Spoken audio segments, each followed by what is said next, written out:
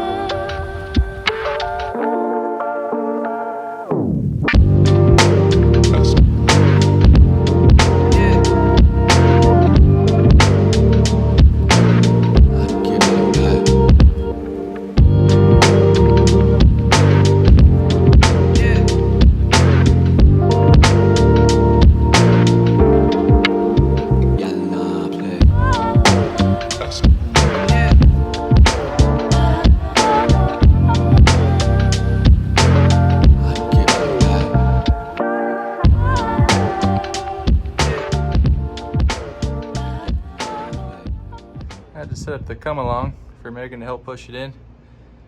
Steel cables make a difference, huh? We got 3 units. This is all we're gonna take care of today. They're much larger than what we were originally told. And so they're gonna find a different way to get rid of the other ones. These ones can be recycled. How you doing? Sweaty. That was a tough job, for sure. Those are huge.